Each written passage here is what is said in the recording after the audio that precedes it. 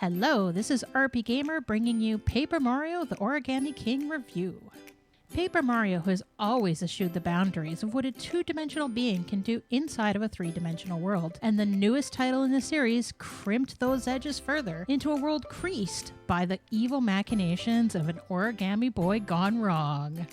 While the Paper Mario series has diverged from its more traditional JRPG elements of past titles, Paper Mario the Origami King remains an excellent entry worthy of a second look, even for those who may have recently fallen off the Paper Mario bandwagon. With a witty localization, beautiful graphics, engaging music, and an intriguing battle system, the game crumples up any lingering disappointment from the series' previous two titles. The Origami King's story lays out where the game is going from the very start. Ollie, the game's main antagonist, is folding the world, and the paper denizens are becoming out-of-control origami instead. With his newfound partner Olivia, Mario must set out to restore a world now thoroughly creased and full of holes. What drives the entertaining tale home is a mix of high-quality localization, amazing comedic timing, and excellent story pacing. The game's flow is fairly simple. Rescue of Elemental, which provides an elemental power to Olivia's repertoire, use it to conquer a boss protecting the ribbons wrapping up Princess Peach's castle, then spend a little bit of downtime exploring and completing side tasks, such as filling in all those darn holes left behind by the origami menaces unleashed by Ollie. You could go out sailing on the ocean.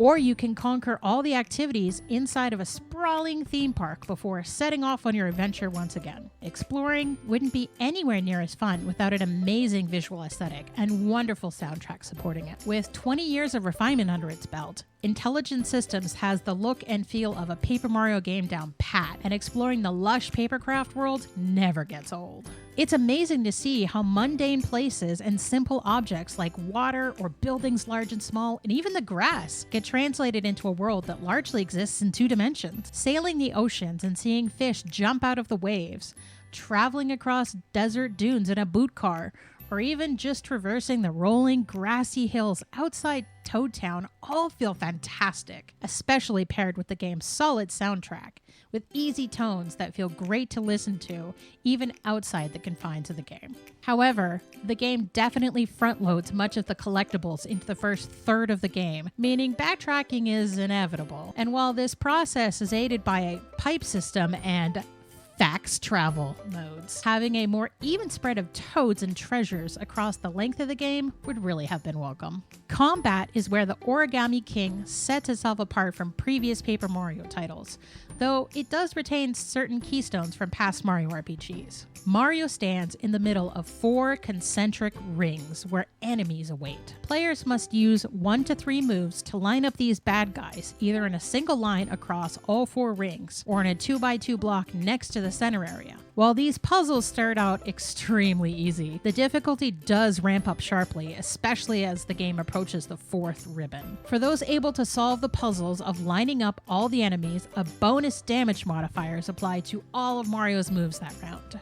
It's no surprise Mario is sporting his 2 signature moves, and has both boots and hammers at the ready. While these weapons do eventually wear out with use, Mario can always fall back to his less powerful, indestructible starter gear for each. That's important because different foes will need to be handled with different strategies. For example, Ninja cannot be struck with hammers, while spiky enemies will provide quite a painful foot for Mario should he jump on them without the proper footwear. Just as in previous Paper Mario titles, pressing the button at the right time during a jump or a hammer wind-up will lead to additional damage. Kapow!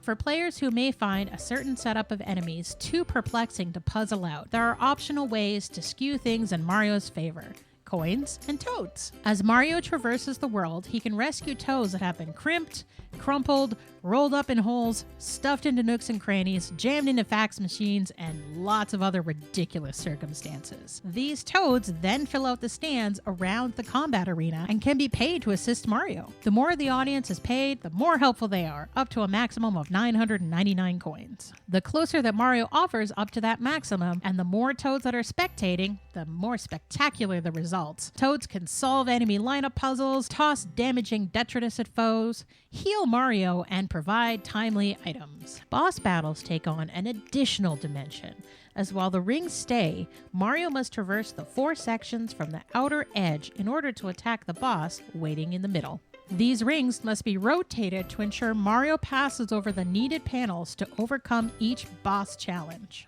Unlike normal battles, where Mario will attack no matter what, in boss battles, players must land on an attack or special action icon, and locations for these greatly matter. Attacking a boss from a specific direction with a specific weapon or via a elemental power can be crucial. Just like in normal battles, Toads can be called upon to assist, but instead of moving around the rings, a path is shown where Mario would travel, so players can make informed decisions on how to move the rings. Eschewing traditional RPG level-up systems, the Origami King instead rewards players by doing all the non-combat activities the game guides players towards. Exploring the world at large, liberating Toads from their unwilling origami forms, collecting treasures, and bopping all those question mark boxes. Regular upgrades are peppered through the game, and a helpful Toad in town can direct Mario to any missed opportunities. Making exploration the chief path to progression instead of tying it to combat makes the game feel closer to a Zelda title than a Mario RPG, and the game is both blessed and cursed because of it, as it results in non-boss fights feeling like trivial things just getting in the way of exploration.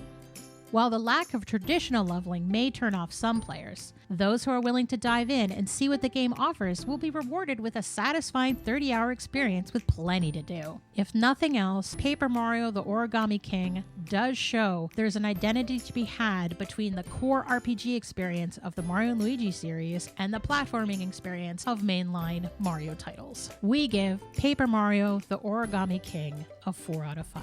If you want to learn more about why we gave it that score, you can head over to RPGamer.com and check out our review ratings categories. Did you like our Paper Mario the Origami King video review? If so, don't forget to like the video, drop a comment below, and subscribe to the channel for more great videos in the future.